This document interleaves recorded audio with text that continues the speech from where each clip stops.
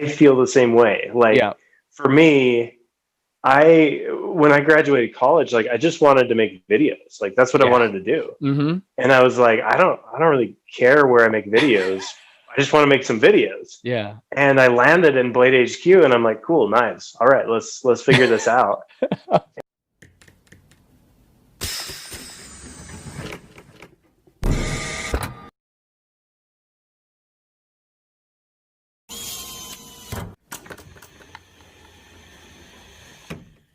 Yo, what is good, YouTubes? We have got Ben Petersen on the podcast tonight. Mr. What is up, guys? Himself is on. How's it going, dude? Cheers to Dude, you. Ray, thank you. I'm so glad. Thanks for having me, man. This is awesome. When you hit me up, I was like, of course I will do a podcast with you. Yes, absolutely. Yeah, so I just want to give people a little bit of a backstory of how you and I started interacting. I have been really in love with Instagram's Reels feature, right? It's kind of like the TikTok of Instagram. I am on TikTok. They, copyright, not copyright, they do guideline strikes on a lot of my content because knife stuff on there like doesn't fly that much. So Mhm. like maybe 1 out of 3 videos that I post, which will be like a quick breakdown of a knife, will get like through. So when Reels came out, I started doing these like funny sketches. And I don't see a lot of knife people doing that. I'm kind of a silly guy. I love comedy. I love doing these things. And I posted a little sketch about, how everyone feels, how they miss you being on Knife Banter. And I put the banter in it and you reposted it. That's actually my biggest reels like to date. Yes. So I was like, oh man. Yes. And a lot of people would make suggestions in my comment section about who they want to have on the podcast, right? And you've always come up, man. And I'm like, look, you guys don't know that's not how it works. I can't just go and ask these people, like to be on, right? Because I'm kind of like I've been in knife YouTube for about 3 years, but I've not seen like nearly as much success as like Shabazz and all these guys. But I've had those guys on the show too, you know? So I'm really glad that you're on here, man. Dude, I have to tell you, Ray. So I studied film in school, Yeah. and you have this certain flair about your video reels Yeah. that just like warms my little film heart because it's like it has all the elements of like this really fun story Yeah. built into like this 15-second reel or whatever. I love it, man. You do an awesome job. When I started watching your stuff, I was like, this guy has flair. And I was like, I'm in. I'm Thank in. you, I love it. man. I think the reason why night people get excited about it is no one is putting themselves out there like that. I don't know if Yeah. there's like kind of a machismo that comes with the EDC hobby a little bit, but I'm like super self-deprecating. Like I said, I most of the time I'm consuming comedians' content on YouTube. I watch a lot of Joe Rogan, a lot of the other comedy podcasts, just so I can get better at doing this. And Totally. all this sketch comedy is going on in every other niche on YouTube, on TikTok, on Twitter, except like the EDC community. Like people are starting to do it where like they're willing to do these funny things a little more. And that's kind of like part of the magic that Knife Banter had. All day today I was rewatching a lot of the older episodes that you were on. Oh, And I'm I'm so like, sorry. man, no, dude, you know what? Like you're really good at it. So you Thank you. said that you Thank you. studied film, right? Yeah. Um, what made you decide to do that? Because my fiance actually like graduated with a degree in acting, like in college. Yeah. Like, is that what you were pursuing? No, not at all. So, I actually in high school, I remember it was one of those moments where I was like, "This is what I want to do." It was like a campaign election video, Hmm. and one of the kids was running, and he had a friend that made like this Mario video.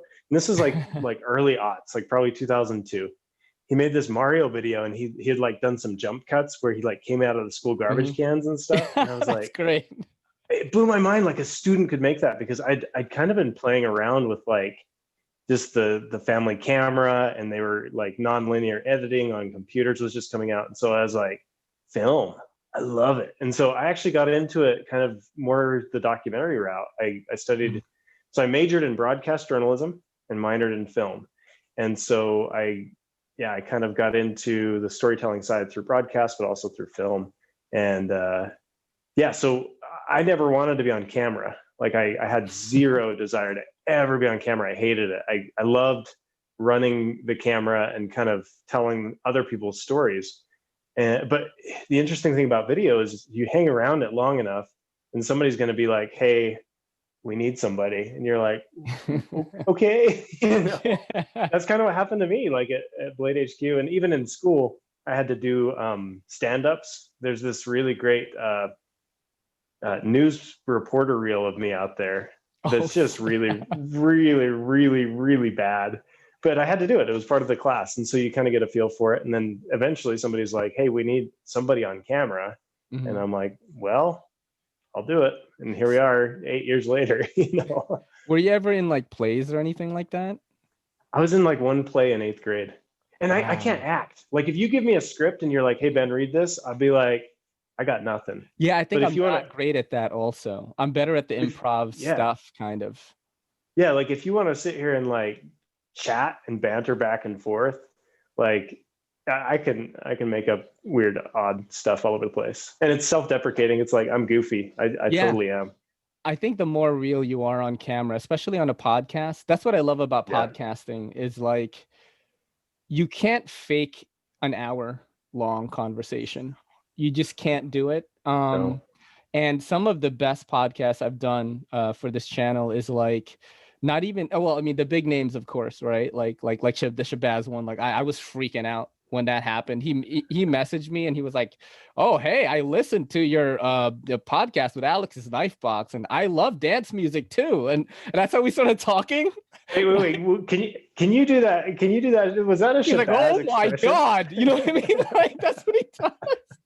You know, so he was listening to my podcast and I've told this story before.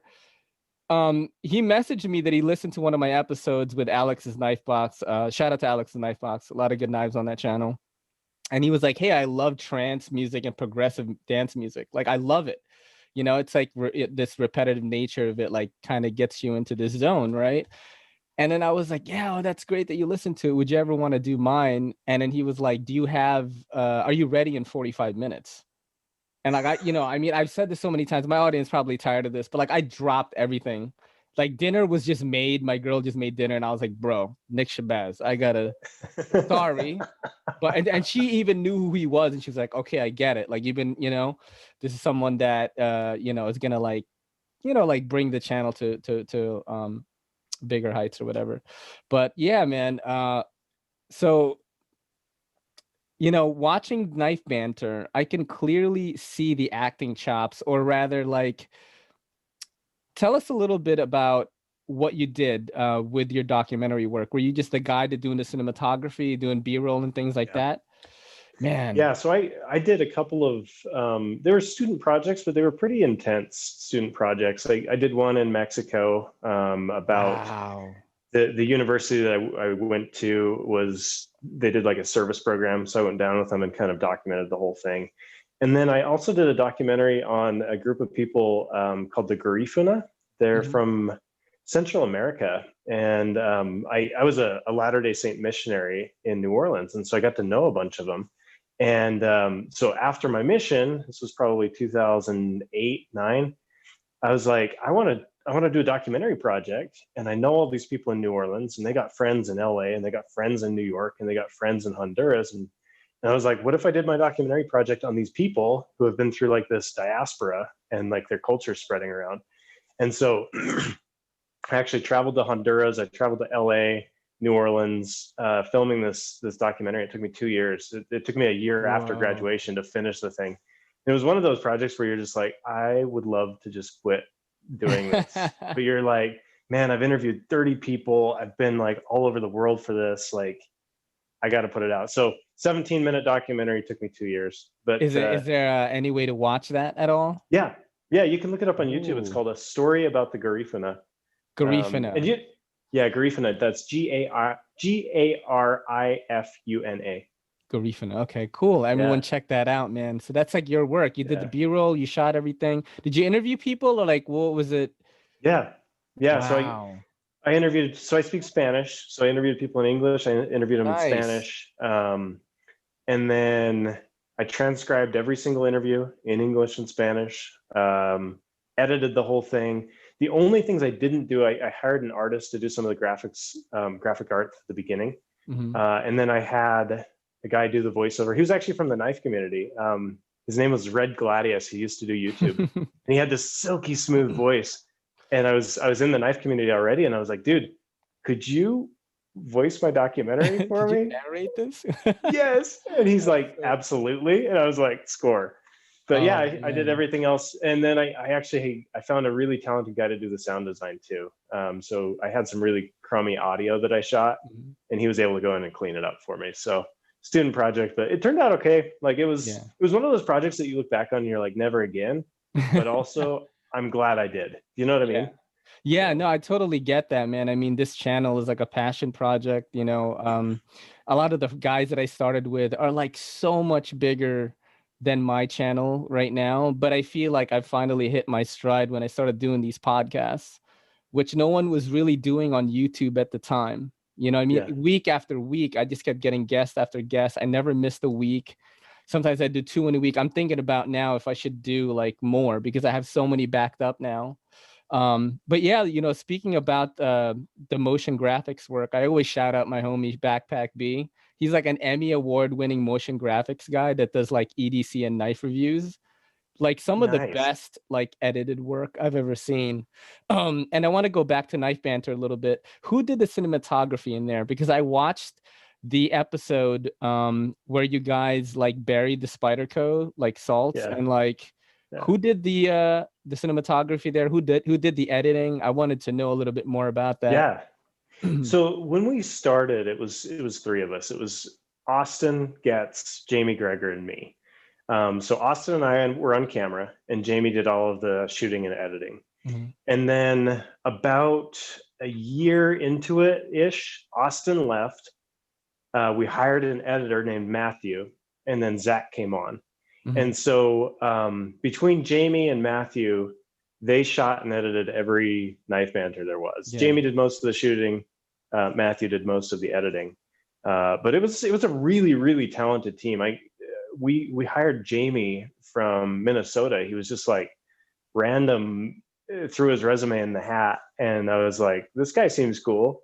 And he like Knife Banter, a lot of what it is because of Jamie. Like he has been there since day one, helping with the format, making it everything it is. And he's extremely talented, like crazy talented. So it was really fun to like work with these really, really talented people. And Matthew too, like Matthew's editing, Matthew Melanson. He, so like the goofiness that was in Knife Banter, like there was some goofy stuff. Sometimes I would be like, Matthew, I'm a goofy dude, but we got to tone that back. Cause he just like, he'd go full bore and I'd be like, whoa, that was weird. And so we'd tone things back, but he brought a flair to it that was really, really fun. In fact, Matthew's resume, he had his picture was like this, and it was like a David Bowie impression. Like that was his picture on his resume. And I was like, I like this guy. So we hired him. It was really fun. Yeah, I was, you know, I follow a lot of these big vloggers, cinematographers like, you know, Peter McKinnon, who like you've had interactions with, right? Yeah, and that's awesome. I remember the first time I saw him like flip open a Spyderco, doing the Spidey flick on a video, and I was like, what? Like my mind was blown because when I wanted to get into knife YouTubing, right, I was like, okay, I'm just getting into the hobby now. This is like 3 years ago. I didn't know anything about it. I studied martial arts. I'm Filipino. I know what a balisong is. I can't have it in New York City. First of all, I'm from New York City, so it's very restricted here. And I was like, okay, it's either like I know I can be funny on camera, and I was like, I need to learn cinematography, and that's going to be my way into this niche, right? And that's kind of like been the whole thing. So I followed guys like Peter McKinnon and all these guys like. And I noticed in Knife Banter, a lot of that kind of stuff was going on. I really liked the injection of meme culture into it. Did you guys ever get copyright strikes? You would use like Star Wars, you would use like some music, like the beginning of a Nelly song. Like I'm like, yo, aren't these guys worried about like YouTube like saying something? Yeah. we had some major discussions about that, and we never. Okay, I take that back. We got a strike on "Careless Whisper" by George Michael. We got hit for that. Oh, Totally man, worth it. that is so funny that you I think say that. we literally had maybe like 2 measures of the Yeah, song in there, like just the sax, right? yeah. And we got a strike for that. But That's hilarious so because our yeah, go ahead. yeah. Well, our thought was always it's like it's close to fair use, right? Mhm. So It's like a fair second or use, two. Mhm. yeah, fair use parody. I mean, if somebody wanted to flag it or whatever, they'd get flagged for Mhm. sure. Yeah. But at the same time, we kind of figured like this is a calculated risk. And gosh, man, Jamie and Matthew were both like these meme lords. They were just so good at it. They were Like very good. they'd throw stuff in there, and I'd be like, I don't know what this means because Mhm. I'm not much of like a hardcore like internet culture guy. Yeah. They'd throw stuff in, and then the comments would light up, and I'd be like, cool, Mhm. do more of Yep. that. That's sweet. Mhm. It was really fun to watch them. I think that was a very smart and strategic move. Maybe they were just having fun with it, because that's I actually started to get into the knife hobby when Knife Banter started. I think that's why like I have this weird thing with you, because I've had some pretty big names on the show, and like today was the first time where I was like, I better fucking watch the Knife Banter episodes and like see what to talk about. You know what I mean? Because I kind of got a little bit of nerves, and that's never happened before. You know what I mean? But yeah, that was a very smart move, because I think the world started to move into that direction. Meme culture, people were getting online more, and that's why I try to put knife content on every platform, because the new generation, and I'm starting to see it more now, is going to expect these highly cinematic, very well edited videos. And there are a lot of dudes doing that right now too, in the knife community. I think the younger generation is going to need that, want that more. Tell Yeah. us a little bit about the banter, right? I know you probably first of all, how many podcasts have you been on that you've talked about this on? Like, how many have you done so far? Probably only like 4, like not a ton. Okay, all Um, right, like, and I love talking about it, man. It's yeah. it's just it's super fun. Let me pull one out here. I this there's only 2 of these out there, but Yeah. this What? kind of a special one. Can you What? see that? Yeah, yeah. Oh, there's cats on it. Yeah, it's a space kitty. Yo. So yeah, it's got a space shuttle and a kitty and a galaxy on one Whoa. side, and then it's a moonwalk on the other side That's with awesome. a space kitty. Anyway, um, I love doing stuff like that. Like it's a free for all. So Yeah. Amplify EDC did that for me, and I'm just like I love it because Amazing. it's so goofy. So the banter is like it's kind of what I was looking for in a knife, Mm-hmm. but never quite found. Yeah. And so, in fact, somebody asked me yesterday on Instagram, they're like, is the banter your perfect knife? And it's close. There are a few things I'd change, but it's close. And I love the fact that I could go and like take all these ideas. I mean, I was thinking about it the other day. I have probably in my lifetime handled 5 or 6 thousand knives, just like different models and variations and colors. Like before we even started Knife Banter, I had done like over 800 YouTube videos Mm-hmm. um, on for CRKT and for Mm-hmm. Blade HQ. And so when Knife Banter came around, I'd already done all of those 800 videos. And then we did another 150 that were just like handling knives over and over and over and carrying a lot of them too. And you get to this point where you're like, that knife's cool, but I can tell you 3 things that are wrong with it, and here's why. Mm-hmm. And then I was also like sitting at computers and watching the sales data every single day. So it's like Yeah. I always hear like these sports junkies, and they're like, "Yeah, this guy's batting average is this, and he Mm-hmm. scored 20 free throws, and that's better than this guy." I'm like, I know nothing about sports, but think about how people know sports. That's the way I know pocket knives. In that I've sat there and looked at the stats on every single knife for years. And so when it came time to be able to design a knife, I'm like, well, I know I like this, this, and this. I also know that this, and this sells. So boom, there's the banter. So kind of the confluence of those two ideas. Yeah, with the banter, I actually didn't buy this one. A homie of mine gave it to me, mild mannered EDC, Nice. shout out to him. And I'm in New York City. Okay. So like I gotta be in fear like all the time. Like if I get frisked on the subway, I could have a Leatherman on me, and it's really up to the officers to decide if I'm gonna get like detained, they're gonna take it away, am I gonna get a summons? It's like it's such a gray area. And so when it comes to knife collecting, I'm strictly an action, ergonomics, and aesthetics guy, right? I don't necessarily use my knives all the time, except for cutting cardboard or something like that, or like making a knife review. Like pretty much that's it. So I'm literally just doing this like all day. That's my You're a thing. fidgeter. Yeah. Yes. It's become more of like pocket jewelry or like a fidget tool, or you know what it is? I am more of like my main hobby is probably creating content on all the various platforms. It just so happens that the subject matter is EDC.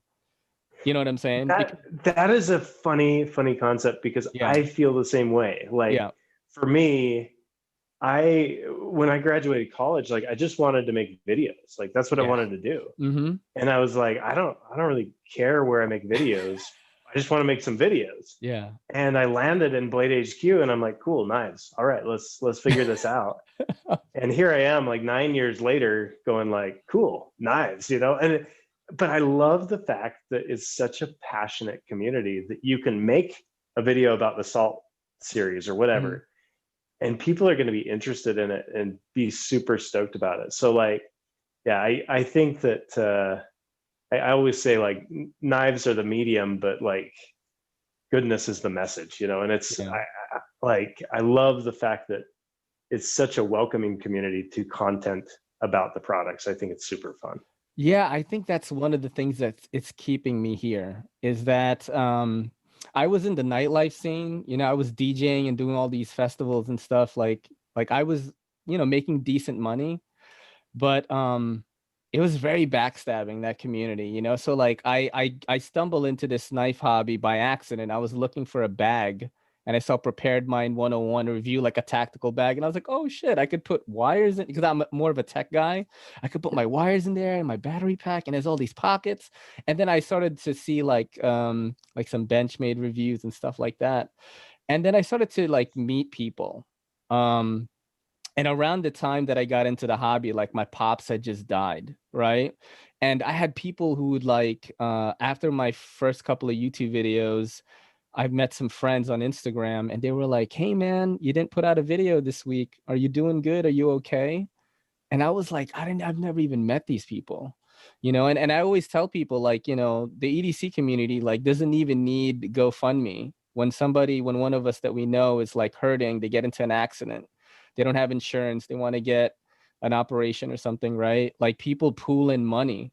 Like a friend that loses his beloved knife, and like we get in Instagram chat groups like, hey man, I got 10 on it, we're gonna buy it for him again. I've never really seen that happen anywhere else, man. That's really what's keeping me here. There's so much positivity in it. There really is, and it's so interesting too, because I've seen that for years. I mean, that I think that's something that has been generations of knife makers, knife buyers. Like I think it kind of comes down from the custom market. So for years, I mean, into like the 60s. So you talk about A.G. Russell kind of started crafting all these people and getting all these custom knife makers together for his catalog. Um, but they would start mentoring each other. And so you have like this really long line of mentorship. So like take Lucas Burnley, for instance. He was mentored by Bob Tersola in New Mexico. And Lucas was also mentored by Tom Crine, Tom Crine was mentored by Bob Dozier. And so like if you were to take the entire knife industry and start like connecting the dots of who has mentored who, as far as like custom makers go, there's this entire like family tree of where things come from and where they started. But I also think if you were to do the same thing with the content consumers, the people that are just kind of either buying the knives, involved in the community, I also think there are similar connections of like, oh, this person, so like I have a connection with Gavco from years ago. Mhm. We got in an argument, like a hardcore, like internet troll argument in the comments, like bang your fists on the Yeah. keyboard argument. And when I met him, it was like we were like brothers. I'm like, Yeah. dude, like bring it in, bro. And that's the sort of thing I think you're going to find that very similarly within the community. Mhm. People usually have connected with somebody who means a lot to them. Yeah. And I don't think you find that in a lot of communities. The knife industry is really unique in that regard. Yeah, I totally agree with that, man. I always talk about, you know, like the classes of you, because like the show has really highlighted and humanized a lot of the YouTube knife creators, right? The knife YouTube creators, and you know, like everyone comes from a certain class, right? Like I came up with a class of like Zach Stuff, JT's Knife Life, Stasa 23, Nick Shabazz, Love Them Knives. These are the people that at the time when I started weren't like the monsters of YouTube they are now. I think Nick was like under 20,000 subs at that time. And you know, it's those people are like the people like I'm kind of close with. You know what I mean? Um I was gonna ask you about do you plan on making like more content like for your new up and coming projects? I saw you shooting some stuff in Crocs and then the Yes. next day like you were shooting in boots, right? Yes. What was it? Can you talk about that? Like what was going on Yeah. there? Yeah, definitely. So I'm working on a Kickstarter. I should have it live probably. I'm hoping for like November 1st, so like right before the election, just like chaos. Mhm. It'll be great fun. Yeah. But it's a pretty small product. It's kind of like, I'm not gonna give it away, Yeah, you don't have to, but yeah. I've wanted to try a Kickstarter for a long time, just because Mhm. like I have the video skills, I can write, I know how to like assemble all this content. And Kickstarter to me is kind of like this not low effort, but like single time effort to create a really solid piece of content. So Mhm. like people have asked me, are you ever going to start a YouTube channel? And I'm like, I know what it takes to be successful on YouTube, and it takes a lot of time and a lot of energy, Mhm. and I just don't have a ton of either at the Yeah. moment. But I look at Kickstarter right now and I'm like, cool, I got enough time to like put a campaign together Mhm. and like chuck it out there and see what happens. You know, um the thing is with that though, right? When it comes to you know, that was one of the questions that I wanted to ask actually, but the whiskey was like getting in the way of my brain. um, is like you would be really awesome at creating content, like even on a weekly basis on YouTube, and you already have so many beloved fans that would tune in. Like people are, I mean, you know, like you sharing that reels that I made, I got so many fans from that. But these are people that I didn't even know. And they were like, wow, yeah, everyone misses Ben. Dude, I have people on my TikTok, I reposted that video that say like, oh man, I miss Ben too.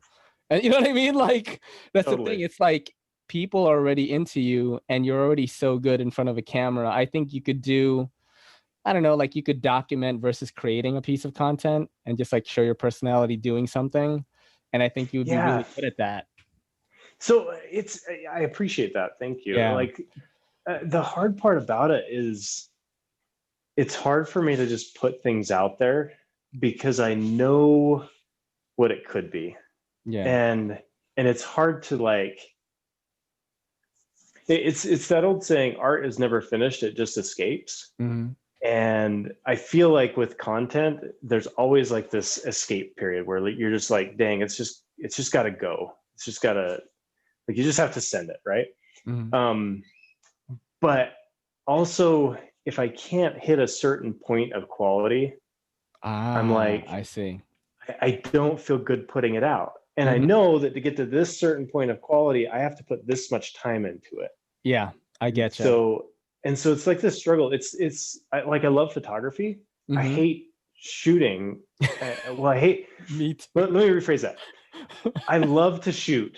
I Mhm. hate the fact that like if I shoot in RAW, I got to Mhm. go back and edit the Mhm. photos. And if I Yeah. shoot on a big camera, I got to get it off the camera onto my phone. And Yep. even just like connecting them and pairing the phone, like it's super Yeah. easy, It's but it's that extra step. And I'm in this yeah. phase of life. Like I have 4 kids, Yeah, dude, I and was gonna say, yeah. And so I'm like, even like just snapping something on my phone and writing a caption for it and getting it up on Instagram, I'm like, whew, look at me go, you know, just like, just because I'm in a phase of life where it's hard. Dude, 4 kids is tough, man. My mom had 4 Is, different versions of me, 4 boys. I'm the oh, youngest, and I was a poor wild mother. kid, and that's what I'm saying. You know what I mean? So we came here in '87. My mom came earlier, and like I can only imagine how much she had to deal with, knowing like I'm an adult now. I'm like almost 40, and like she must have went through a lot. So, and you've got 4 of your own, man. I was watching a podcast that you were on YouTube. Forgot what it was called, but you were like, "Do you see the circles underneath my eyes? They don't go away." Yeah, man. It's You know? so true. And I love it. Like it's total, like it's a choice. Like having kids for me and my wife was a total choice. Like we're like, hey, let's have kids, let's have a family. But when you choose that, you also choose being really busy and managing your time really carefully, Mhm. right? I don't watch a lot of TV. I don't watch a lot of, like, I've watched like one TV series in my life. Like, Watch a lot of kid shows though, probably. you know what? I can tell you a lot about Paw Patrol. I Yeah. definitely can. Dude, they were trying to cancel that because it was like a police thing. Like that was a big thing on Twitter, like cancel Paw Patrol because like, they're trying to do this funky like defund the police stuff right now. And they were Yeah, yeah, trying to, I yeah. was like, why are you going after these puppies, man? No, Like, you know you what I'm can't cancel Paw Patrol, That's man. what I'm It's like saying. it's like the highest. I think it is like Nickelodeon's highest grossing series like of all time or something. It's crazy because kids Yeah. just like love it, and all the accessories, they make billions of dollars off that stuff. Yeah. So I was Anyway, like, yeah, how are you gonna cancel Paw Patrol? But yeah, I mean, same thing with me when I was taking care of my niece. I watched like Elmo's World with her all the time, and I'm like, the entire world is drawn in crayon except Elmo. Like I came to the realization one day I was so tired. I'm like, oh, that's crazy. You know what? yes, Let's get to some questions, man. let's do it. I've got a bunch here. Let me just load them up right now. So we're gonna start with the Instagram questions first. All right. Favorite color of Crocs, and when are we going to get NAF's patch? You know, the NAFs. That's from Yeah, Z yeah. stuff. That's from Zach stuff. Dude, I love Zach. Yeah. All right, color of Crocs. I went with gray because I'm not very confident about my Crocs wearing yet. I just gotta say it. I'm like, if I buy the gray ones, maybe people won't notice that I'm wearing Crocs. I mean, like, um, what's the deal with the Crocs anyway? Is it because you have kids, you so get messy all the time? Like, what is it? no, so like they kind of have a bad rap because they're hideous. Like they're ugly shoes, Yeah, like dude. straight up ugly, right? So they kind of have this bad rap, but I love them. And so I bought them because I do a little bit of backpacking. And Mhm. last summer I was backpacking and we had to cross the stream a couple Yeah. times. And I was just wearing flip-flops and they were trying to fall off in the stream. And I'm like, nah, we got to Yeah. change this. So I was like, Crocs. Yeah, And so I but bought a pair. don't you wear like hiking boots or something? Like, Yeah, but if you're gonna cross a stream, I mhm. usually take my boots off Yeah. and either go barefoot or just wear flip-flops Mhm. because if you get you got to protect your feet, right? So Mhm. if you get your shoes wet, you're going to develop blisters because your socks are going to rub different. And Yeah. so whenever we're doing like a knee deep stream crossing, I'll take my shoes off, throw them around my neck, and throw flip-flops on. But yeah, these couple of rivers we crossed were a little bit more swift, and I was worried I was going to lose my shoes. So I'm like, Crocs with a little flipper back thing. I'm like, that's the solution, man. That's hilarious, man. But they're great. I love them. When are we gonna get a NAFs patch? I need NAF. to make one. I need Yeah. to make one. I'll Zach, put it on we'll my get it. backpack, man. I mean, I have that tactical bag that prepared mind 101. Like Yeah. in that YouTube video that I found, I still have it. And I am waiting for a knife person in New York City to see my Benchmade patch, my React Knives patch, like all, Blade Banner Daily Carry Solutions, NAFs. I'll put that on there. And I'm waiting for Okay. somebody on the train to just be like, "What's up, bro?" Like, and he's like, "1, 2." It hasn't happened yet. I've been wearing it for years. It hasn't Okay. happened. I gotta make one. It's on my list. Mhm. It's on my list. Yeah, I'll do it. All right, let's see. Okay, so I'm gonna shout out Wayne's Sharp World here. Good channel. What's the most important element of building a brand in the knife EDC community? Did you even think about that, or did you just kind of like just go with what you already had built up from Knife Banter and Blade HQ? For me personally, like for my brand and NAFs, NAFs. NAFs. NAFs. I think the big thing for me is like be strategic about it. Like you have to answer the question like, why are you doing it? So like I look at there's a big trend right now, kind of this moody photography, kind of the Peter McKinnon style, like Yeah. really crushed blacks and Yep. desaturated. Yep. Yeah, it's really beautiful. But if that's your style, why is that your style? Yeah. If your style is comedy and goofy, well, why is that your style? So I think building a brand, whatever it is, whether you're CRKT or Benchmade or whatever, you got to think about like, why does your brand exist? And how do I talk to people? For me personally, Ben Banter's was kind of like, I got tired of like the corporate side of Blade HQ, like not being able to say whatever I wanted, because it's a business, right? Yeah. And I was like, I just want to say some things occasionally, you know, like I want to just throw some feelings into it versus just like, hey, this is a knife, you should buy it. Yeah. And so that's kind of where this Ben Banter's account came from, was I felt like I had things to say that I couldn't say via a corporate account. And then same sort of thing with NAFs. Like I had things that I wanted to make that I couldn't make via Blade HQ just because it was outside of their scope of work, right? And I don't blame them for that, but I wanted to create in a way that I couldn't. And so I think for me, that's part of my motivation, is just like having this voice, having this product voice where I can do whatever the heck I want. Like I had somebody ask for a shout out the other day, and I'm like, I don't really do shout outs because I don't want to be beholden to anybody. Like if people send me stuff, I'm like, hey, I really appreciate it, but if you're sending me something, like it's not a quid pro quo. You can't like demand that I put it on my Instagram. Right. Like, right. This is not a for sale channel for me. It's like I get to say whatever the heck I want, and I love that part of it. So that's kind of my motivation. So like when somebody's starting a new brand, you got to think about, why are you doing it? What's your purpose? What are your goals, and how do you talk to people? That's hilarious, because I'm always joking about like the for sale thing that you were talking about. And I'm always joking that like, hey man, if Benchmade wants to fly me out to like Blade Show, I will get in a bikini and pass out mini grips with next to swags like anytime. You know what I mean? Like, and people are always laughing about that. I wanted to ask you to go back on Knife Banter. I wanted to know if it was scripted.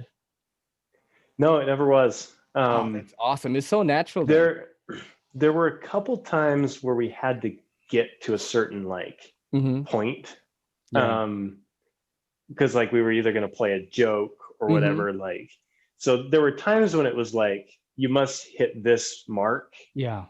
But it was never scripted. It was that's probably why it was so good, man. You know, it kind of felt like, I didn't know it at the time because I wasn't listening to podcasts then, but it kind of felt like that. Like it was a natural show of just two people, knife people, talking about knives. And I think that's what people really like about podcasts now. I predict that in like 5 years, all these like little knife podcasts will pop up. You know what I mean? And I would have been doing it already. No, I'm kidding. There's a ton though, and they keep getting better and better. Yeah. It's really cool to see.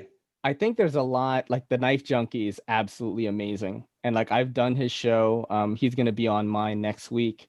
But I think there isn't a lot of emphasis on doing it through video yet.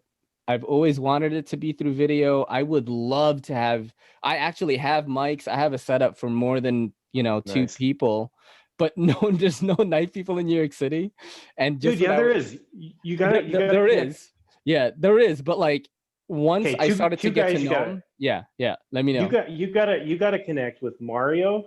Stick to Drum. That's his name. Yeah. And his friend Manny. They're in New York City. And he's in like they were doing podcasting in the knife community like 6 years ago. What is there? Way before their time. Like, what is it called? So Mario, I don't even know what it's called, and they're not doing it actively anymore. But they're like straight in New York City, and they've been around the community for years. They go to Dude, Blade I'd Show every love year. to talk to them. I think, Let's connect after this because sure, they're sure, awesome. man. Yeah, and you know what I was gonna say was like, just when I was starting to get to know some people that would be potential guests, like all this COVID stuff happened, and New York City is like the hotbed. You know what I mean? So like people are still freaking out like right now.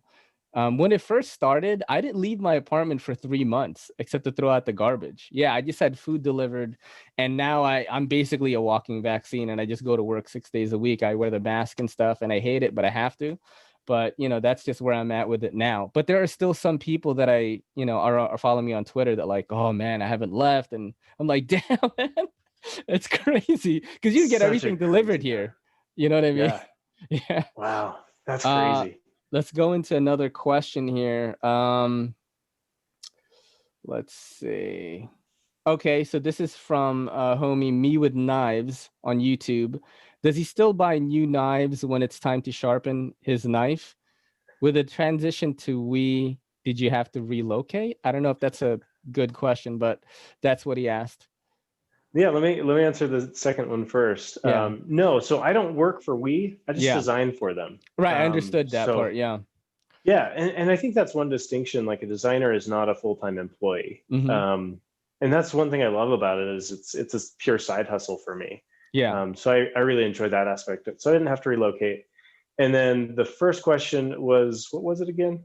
Does he still buy new knives when it's time to sharpen your knife? I guess because at one point you mentioned that. Yeah. No, so I think that was more hyperbole on Knife Banter when I said that. But do you know what? Actually, I take that back. When I worked at Blade HQ, we would just have samples kicking around. And so it was super convenient to just be like, hey, this one's dull, like swap it out on the shelf. Like not on like the customer shelf, but like we just had a lot of knives kicking around. So at the time it was really convenient, but I actually sharpen my own. I use you freehand sharpen like a baller, or do you have a knife like a KME system or something? No, so I mostly use WorkSharp stuff.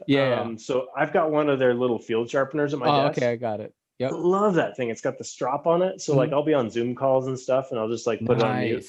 And I'm like sitting there sharpening. That's awesome. But then I also have their belt sander, and they just came out with a new one that I don't think I'm supposed to talk about yet, but they sent one to me in the mail. It's cool. I have the older model, and like I messed up so many knives with that, but I've also like gotten some cool work out of it. I'm just really bad at sharpening, even with a guided system. I'm just so terrible. You know, I'm better at creating the content for it. Like, you know, you don't let me sharpen your knife. This is kind of a multiple person question. So who's your favorite new designer? That's from Daily Carry Solutions. And then from Jock's Knife, which knife designer did you find most influence from when designing the Banter? And what, if any, designers and makers helped him out or pointed him in directions whilst designing it? Yeah, good question. Let me answer the second question first again. Sure. One of the guys that I sent it to is Epic Snuggle Bunny, Austin. Oh, yeah. So he was here local in Utah for a lot of years, and he actually moved to Arizona, I think last year before. But he was kind of my brain trust on this one. I sent it to him, and I was like, dude, Austin, have you seen anything like this before? Like, because you see so many knives, you're like, I hope I'm not copying somebody, because you start drawing lines and you're like, dang, I hope I'm not copying somebody. So I sent it to Austin. I also sent it to Ryan over at the James brand, because I had seen one of their knives. He'd sent me a picture, or I'd seen it in a catalog that hadn't been released, and I sent it to Ryan, and I'm like, hey Ryan, did I copy you? Like, because I'd seen it and then I hadn't seen it again, and I was just like, I hope this isn't what they made. And he's like, no, he's like, I'd carry that. And I was like, sweet, that's really cool. So people that inspire me, James brand, totally inspiring. Like I've been following them since the beginning, and I'm like, wow, just their aesthetic is really, really cool. I love what they're doing over there. I love what Ryan is creating. Lucas Burnley has been a huge friend and mentor over the years. I love his squid model. I didn't necessarily run the design past him, but I've taken a lot of his kind of like sensibilities and the way he thinks about things and tried to apply them. So he's been a great friend. Jesper Voxnays has been a great friend over the years. I don't know that I didn't take this design to them and say, hey, what do you think of this? But like, I had been to dinner with these guys and lunched with these guys so many times that you almost like start to absorb these ideas and these philosophies. When I worked at CRKT, I got to go to dinner with Ken Onion a few times, and you start to like absorb these thoughts. And so, yeah, as far as like inspiration, when I was drawing it, I was thinking about, I just received a Sebenza, and that was what I was carrying that week. And so I wasn't like looking at the Sebenza going like, what could make this better? But I was thinking about what makes a Sebenza good. And that was kind of what I was thinking about in terms of like when I started drawing lines for that knife, what makes a knife good, but also what makes a bestseller good over time. And so that was kind of my design philosophy there. And it's cool because I got to work with, like, I got to film with Chris Reeve 8 years ago in his shop. He graciously gave me like 5 hours in his shop. I thought he was going to be there. He'd give me like an hour, and we started filming. He's like, cool, how much of this do you want to see? I was like, whatever you want. And I'm like, he gave me like 5 hours of his time on a Friday once. And I was like, wow, that's cool. So I kind of got to be mentored in a lot of different places. And I don't think it was ever like knife design mentorship per se, but it was like just being in it and understanding it and meeting people. And then you kind of get to go in and create this product, which I thought was, I don't know, super cool. Super fun. It's like you took influences from people that you've met, experiences that you've had, and to put it into this knife, which I want to say it's like pretty much beloved overall by like everyone that I mention it to. Like I said, even on TikTok, we're like, oh, how is it? I really want one. And that's TikTok, bro. There's not a lot of representation on that right now. I think Everyday Minimalist is probably the biggest guy on there. He's got like 174,000 followers. Nothing to sneeze at. That's awesome. He started on TikTok first and then went to IG and then YouTube, and he's blowing up on YouTube too. I've had him on here. But nice. Let me grab another question for you. Dude, was that a flex? Was that a little flex? A little bit. A little bit. I have to sometimes. I mean, I work so hard, dude, on this podcast. Like last week and this week. What's crazy is like I forgot that I didn't forget that I scheduled you today. I did a really crazy podcast last night for my Halloween episode. And I had, I don't know if you've heard of Misheard Knife Reviews. He does like the meme. He's a minister that loves horror, right?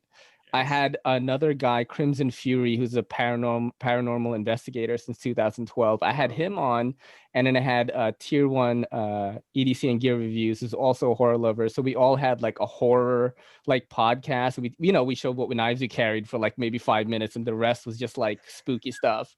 So I had that yesterday, and I had to rearrange everything because I was like, I told them Tuesday. And then you were like, hey, can you do a Tuesday? And I was like, bro, I gotta, you know what I mean? I'm gonna have Ben on. Dude, I'm sorry. I'm sorry. No, it's my fault because I think I told Tier 1 that we were doing it on Monday, and then the other two I told on Tuesday, but it worked out. So, but yeah, man, I had to flex a little bit because I put so much time into this. This week and last week together, I probably would have done 10 podcasts. Wow. Yeah, I literally crazy, do like man. at least 3 or 4 a week, and I just back them up. And I'm getting better at it. I think it is something that the knife community needs, and it shows, man. Like I'll join a new Facebook group, or I'll comment on a new person's Instagram post that I just met, and people will be like, "Oh shit, Everyday City Carry, I love your show," and I have no idea who they are. I'm like, so it's definitely doing something. But let's get back to the questions. We're gonna do a few more here. This from Kevin Johnson. Why do you hate lefties, Ben? That is my question. Just kidding. I have heard him explain it before, I think. Yeah. So this comes from the banter. I didn't put a left-handed pocket clip on it. Yeah. And it was something I debated, and I debated it hard.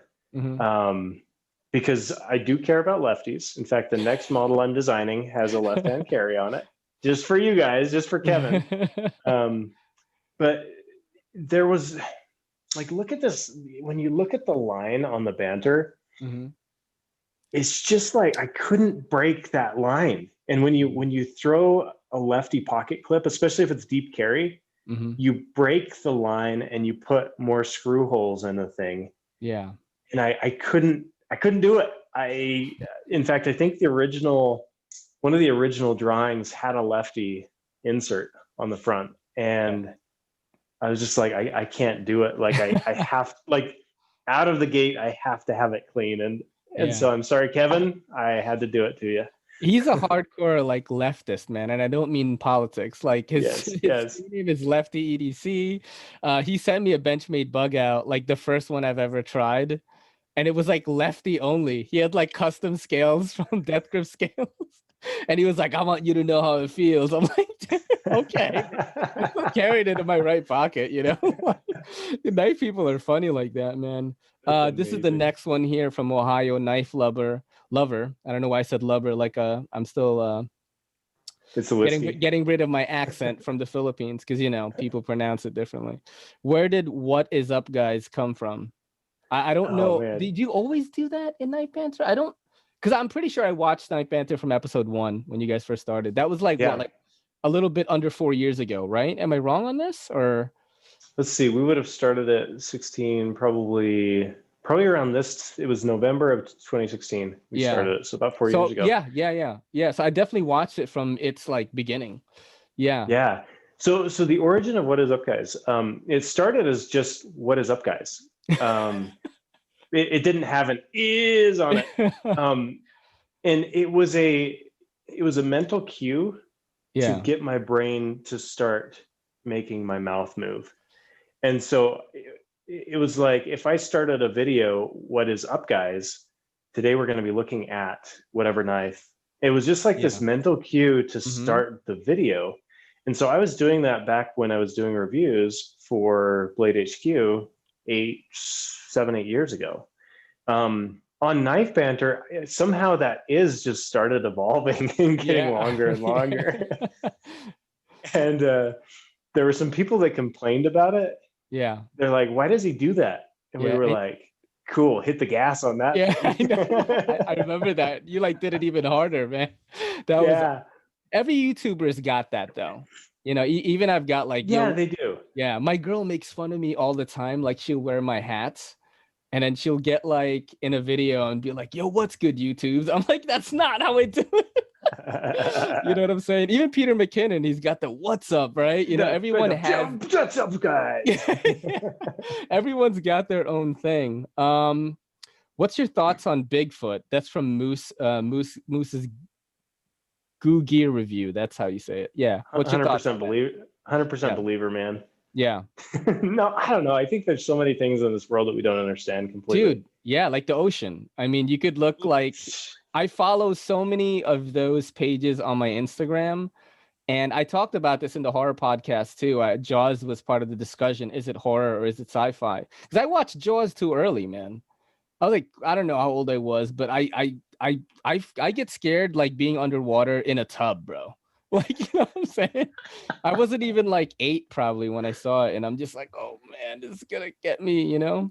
But so you totally believe in it, right? It's got to be somewhere in the woods, so many unexplored areas, you know? Gigantopithecus was like that ape that stood 8 foot tall. It could be that and still be alive. It could be that. So like, if you're like, do I believe in Sasquatch with like the feet and I don't know.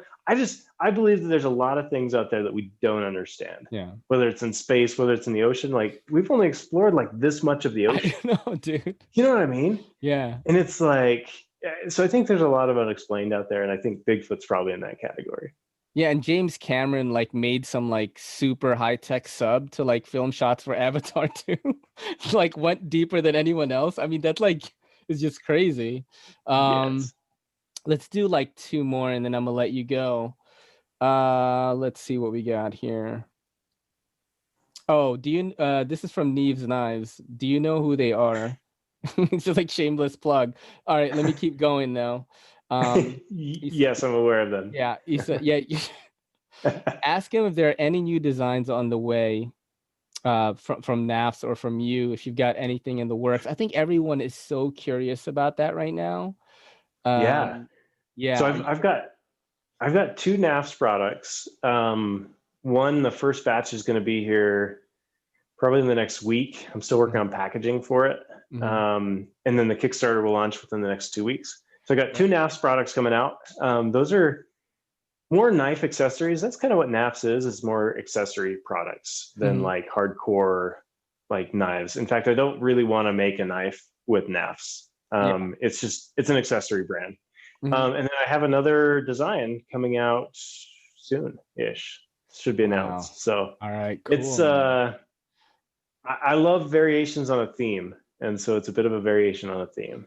So it should be fun. Yeah, I'm gonna think it's gonna be utilitarian. That's I mean, I know that's me. your thing. Yeah, well, you know, that's one thing about Knife Banter. When I started watching it, I was like, oh, you know, like I have the same sensibilities as Ben. Like I mean, I'm from here. I'm in an office. You know what I mean? People get freaked out if I take you know, like a Swiss Army knife, and they're like, oh, why do you have a knife? I'm like, I gotta cut what you just asked me to cut, man. That's why I have it. You know, so I definitely understood that part of it.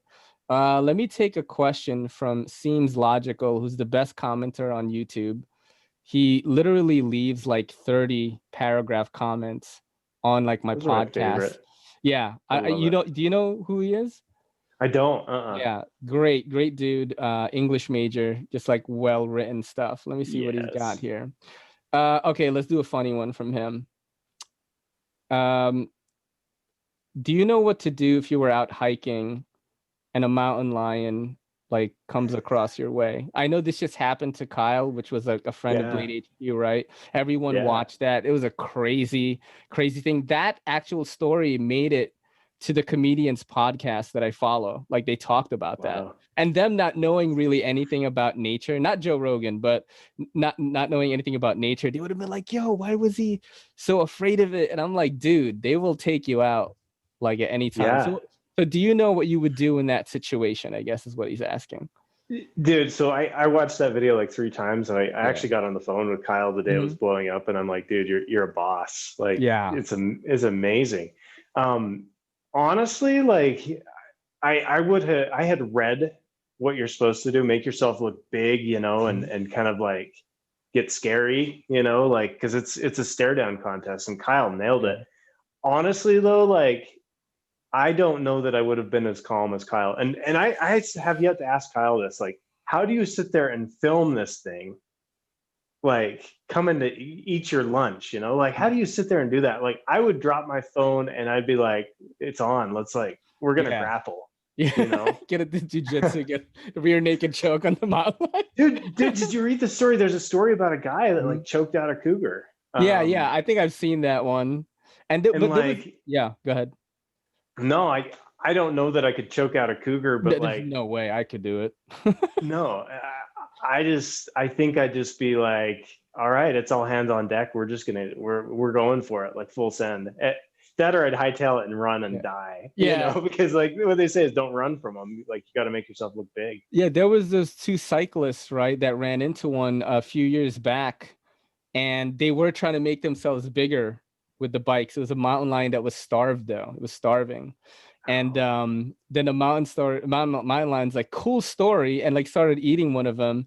The other guy was like, yo, I'll get help, and he ran away, and then it killed the other guy actually, and the other one that it started off on survived. You remember that, right? Yeah, so I do. I guess it depends how hungry they are. I think this one was just protecting cubs. But did Kyle have an answer like why he filmed? In my head, I was like, he wanted to document it in case like that was it. That was my thought. Yeah. I haven't asked him yet. I want to ask him that. I don't know, because I would have dropped my phone, straight up just dropped it, and like there's nothing left to see here, guys. Like it's on, you know. Like I think it's pretty remarkable that he filmed 6 minutes of that thing, dude. Like, and that thing like got millions of hits on YouTube. It's insane. He could literally start like a social media career from that video alone. Just pivot from it and start like just putting out whatever content he wants. Yeah, dude, he's at like 28,000 followers on Instagram now from it, which I think it's awesome. Stellar. Yeah. I mean, I've freaking, yeah. You're a social media guy. Okay. You're Kyle. Okay. Kyle, and this happened to you last week. You now Okay. have 28,000 followers on Yep. Instagram. Mhm. What do you post? Because you can't replicate a cougar attack, right? Like, I what do you probably post? would just post like maybe what's happening now, right? And I would just post like everything that I'm doing, because people are just tuning in to see like what I've become after that situation, I guess, you know. So I would just take that moment and just start. I mean, I do this every day for me anyway. Like this podcast, I've revealed so many things that like I'm scared, because I just found out my mom like watches this, and she's like, you curse too much. I'm like, Mom, stop watching my podcast. You know what I mean? And I've revealed some stuff, you know, like I was a DJ for 10 years. I've done some experimental things, you know, and like she's gonna watch an episode. You did that when you did that gig, you did that thing. And I'm like, damn. But yeah, I share a lot about my life already. I would do a lot of that, maybe documenting what I'm doing day to day, like vlog stuff. You could go anywhere, man, you know? It's like I started to follow a lot of these like social media guru types like Gary Vee and all these guys to see how I can advance in this ecosystem. And I didn't, like I said, I didn't get that stride until now, till I started doing the podcast. And that's what I would do if Kyle, dude, just keep on living your life and just document it, bro. And like you could make a whole business out of it. Do you ever think that you would do something like that? You know, to backtrack on that a little bit. I know you're busy. Are you busy mostly like doing dad stuff, or do you have like some side hustles like that are keeping you preoccupied right now? Yeah, I mean, NAFS is a side hustle. It's totally profitable. Knife designs is a side hustle, and I have a real job, right? So I'm doing 40 plus hours a week at a real job. Oh. And I'm involved in church, so I work with the young men at church. So I was with them tonight.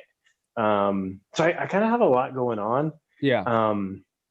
I think I would love to do a YouTube channel that is like adventure based, especially here in Utah. Just like I've thought about it for years, but I recognize the time commitment that it takes, and I can't pull the trigger on it just because it's so takes a lot of time. Yeah, it does. Like I'm a pretty like, you know, I'm not a huge channel or anything, but the amount of hours I'm sinking in is like 40 plus a week for sure. Well, and even like responding to comments, which is a really good way to build your audience. It just takes time. Like you got to be on it. So I don't know. People have asked. I know what it takes, and I can't commit to the time, which is a hard place to be. Do you ever think about like having somebody do it for you, like documenting what you're doing, and rather you not, you know, because it works that way too. I just think you have, like, I watch these social media people from different spaces. Like I watch all of it, man. I watch the cringy TikTok stuff. I watch the like, you know, like fitness influencer people to see how they're doing it. Like I appreciate the hustle from all spaces, and I just think you have the chops and charisma and talent to get really far if you want, you know. That's why you know, and a lot of people that don't have time like you, they have other people do it. So it's like you're the interesting subject, and then, you know, you go do something like a hike and you just have somebody do the thing. I do think that it takes away a little bit from the enjoyment of that, but I think that is a way to do it, you know? No, and I've had this conversation. I had it with Jonas EDC that used to work at Master about a year ago. And he's like, why don't you just pay somebody else to do it? And so many, how do I put it? I'm kind of particular.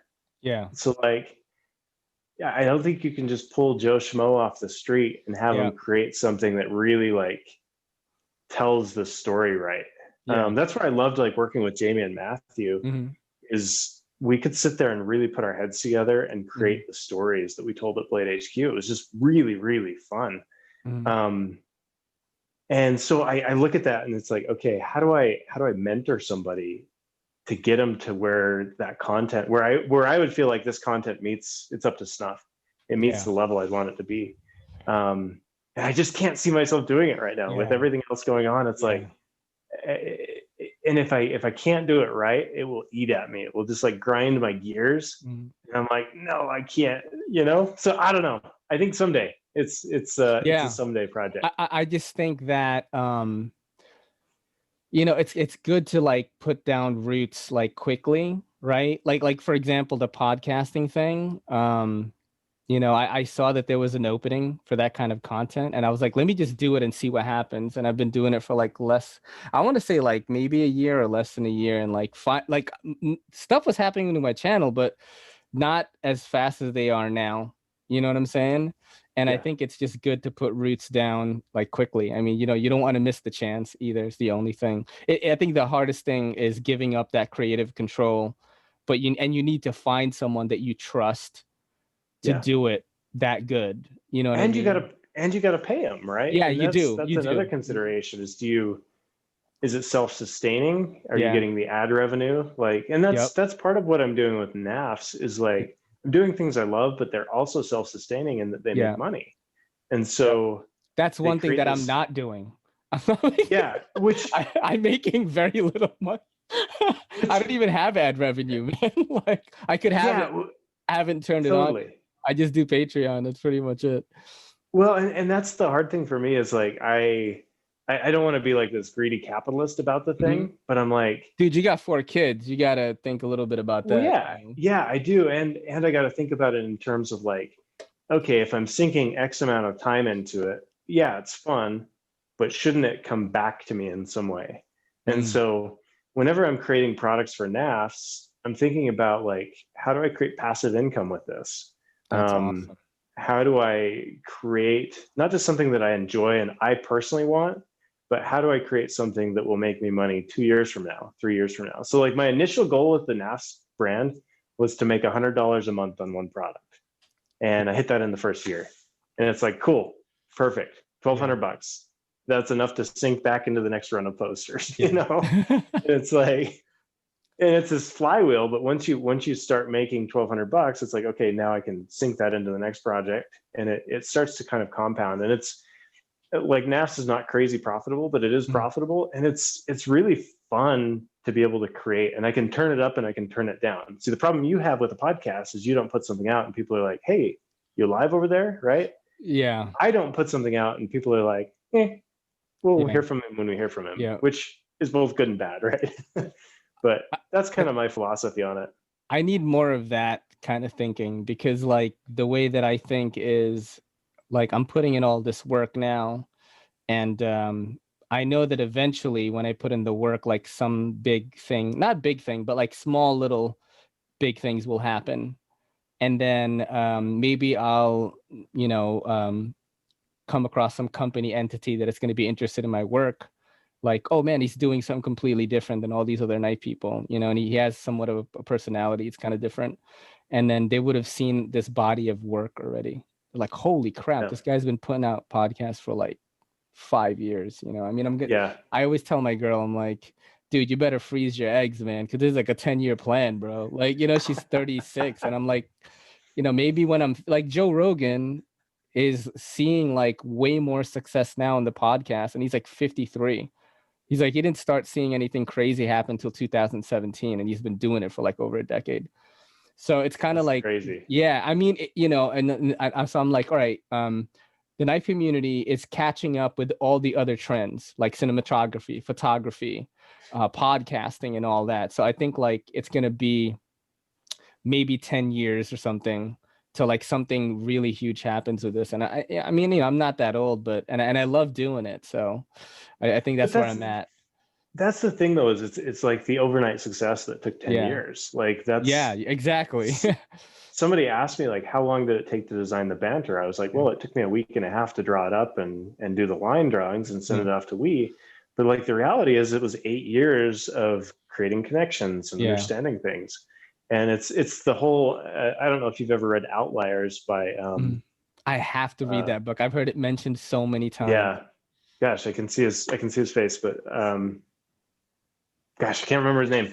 Yeah. Anyway, it's this idea of like you put 10,000 hours into a thing, and Yes. Yes. once you've sunk that into it, Malcolm Gladwell, once you've sunk that into it, you become an expert at that thing. Mm-hmm. And so I feel like I sunk not only 10,000 hours into knives, Mm-hmm. but I sunk 10,000 hours into video. And I sunk Yep. 10,000 hours into e-commerce Mm-hmm. and brand building and Instagram and all of these different things. Mm-hmm. And now I'm like in this spot where I can take all of these 10,000 hours that I put in and start to kind of create my own little snowball of stuff, you know, and it's cool because I don't know. I think some people would say like, "Oh, you just stole the audience from Blade HQ," and it's like, well, no. I don't Like, think so. it was a ton of work. I mean, it was nights and weekends, and it was early mornings and trade shows, and it's like, you know, I put a lot more into it than 40 hours every single week. What, So, you know, do you want to talk about that a little bit? Like, what Sure. was your driving decision to leave eventually? Yeah, I think so. I've been in the first like 10 years of my career, and I worked at Blade HQ right out of college. I worked at CRKT, and then I got recruited back to Blade HQ. So I've worked at 3 places, usually on a 2.5 to 3 year stint. I'm a firm believer in early career hopping. So move up or move out in 2 to 3 years. So if you're not learning and continuing to learn after the 2 year mark, you need to start looking around and saying like, is this going to challenge me professionally? Is it going to really make me stretch? And so after about 2.5 years, I was at Blade HQ for 3.5 years on the second round. After about 2.5 years, I started realizing like there's nowhere to move up. I mean, if I were to stay on for 4 or 5 years, yeah, maybe it would grow and there'd be somewhere to move up. But I realized that my personal progress was starting to flatline. And that to me is like it flatlines and it death spirals, right? Yeah. Because you hit this point where it's not fun anymore. You've done everything you want to do, and the things that you want to do are outside of your scope of work because somebody has to keep shoveling coal into the engine to keep it moving forward. And if you're the marketing manager of the department, like you've got to make sure that the coal's getting shoveled. Like that's all there is to it. Like you can't start decorating one of the cars on the train. Like you're like, yeah, that's not my scope of work. I got to keep shoveling coal in. And so after like 4 years of Q4, just like working my butt off during Christmas and stuff, I'm like, I gotta change this. Like it was taking this emotional toll on me that I was like, this is not, and it was a professional toll that I could see that I was starting to flatline. So for me, it was a matter of like looking at where do I want to be and where am I and what ideas do I have, and where could I take them? And so I started looking at Blade HQ and I'm like, I don't see a path up and to continue progressing. And so it was like, well, there's my answer. I got to move on. So even though I loved like the company, I loved the job, like I had so many good experiences there, like I stagnated and it was like, I gotta keep learning. And so leaving gave me the opportunity. Basically the way I phrased it is to stay in the knife industry. I have to get out of the knife industry full time. And that was like a huge epiphany for me because I wanted to design a knife. I designed a poster, and the poster kind of caused a little bit of friction within the company because it was a Ben product. It wasn't a Blade HQ product. Oh, snap. And I totally get it. Like, yeah, you're working in, I didn't design it during work hours. I designed it after hours. And so, yeah, there was a little bit of like, I don't know, awkwardness there. And I just realized like, if I want to keep designing my own things, I have to move out of this full-time position into a side hustle. So yeah. Sorry, that was a long answer to your question. No, that was I was so like invested in what you were saying because that's something that I think happens to everybody, including myself.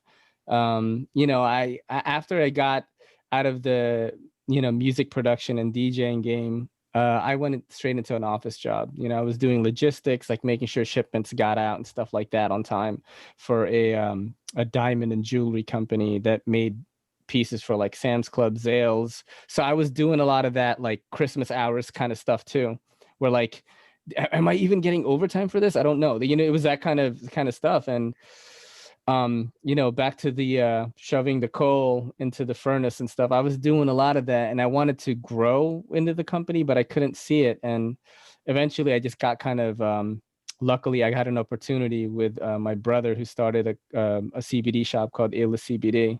You know, shout out to Ayla CBD. He was like, bro, starting your CBD shop, quit your job. That's where you're gonna go. And it's much more, even though I work and talk to people all day, like it's much more relaxed. I get to like edit video.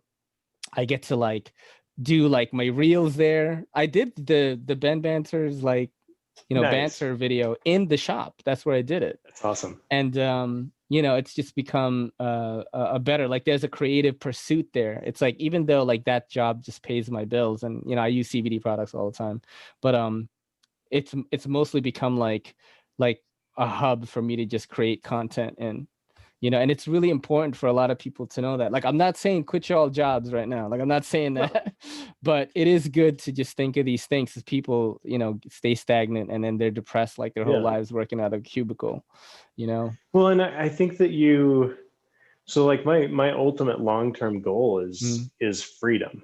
Like Yes. if I want to coach my kid's soccer team and practices at 3, like I don't want to be like, hey boss, like I got to go at 3. And they're like, well, no, you got to finish this report in the spreadsheet. Like that's how it works. Like the steadiness, you give up your time to have the steady paycheck. And that's a good arrangement.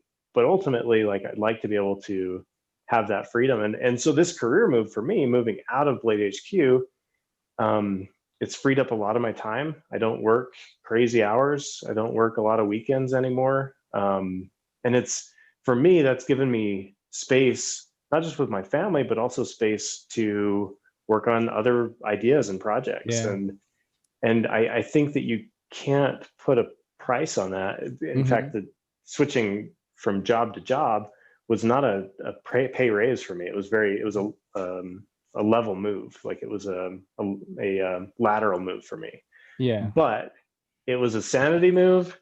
And it was like an opportunity outside of work move that has been really beneficial for me. It's been a cool thing. I think too many people get comfortable and they don't want to jump.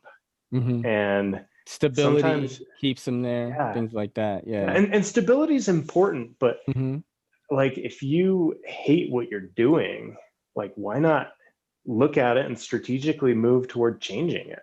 I don't know. I have this huge belief that like, I forget what law of physics it is, but an object in motion will stay in motion unless acted upon by an outside force. But an object in motion is also much easier to change directions.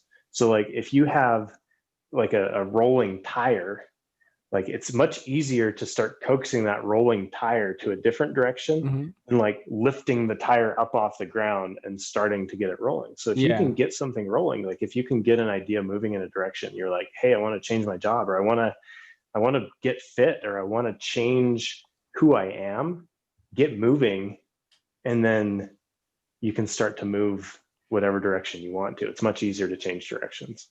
Yeah, because like, you know, I mean, it's like happiness, it should be the goal, I think, for most people. And I don't think it is, you know, like I always say this, it is kind of cringy, but like kindness is my religion, happiness is my currency. Because I'm not, dude, I am so like, there have been plenty of times in my life where I made a crap load of money, and now is not one of those times.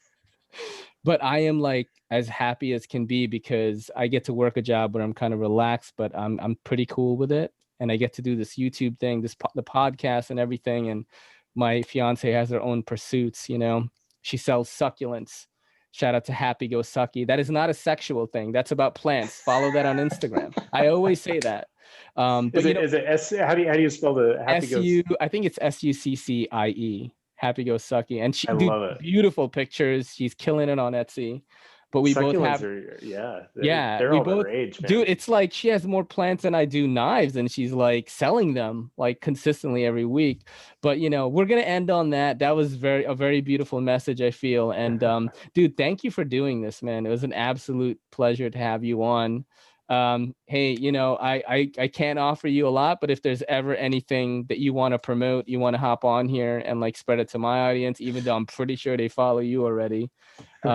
It'll get to the point where, you know, it'll be a bigger thing, but you're always welcome to be on here, man. It was really just good. invite me to your pool when you make it big, man. That's what I tell all my friends. I'm like, hey, just invite me over. I don't want your money. I don't care. I just want to swim in your pool. Okay. Dude, Ray, thank you for the opportunity. I love like your vibe. I love your flow, and I love what you say about the happiness and the kindness. Like there's nothing better, man. So thanks for spreading the positivity out there. It's awesome. Thanks for letting me be a part of it. All right. Thank you so much, man. This is your boy in the NYC. It's me, Ray, and this is the EDCCP saying peace. Yo, don't forget to hit that subscribe button, and don't forget to hit that bell icon so we can squad up in the comments.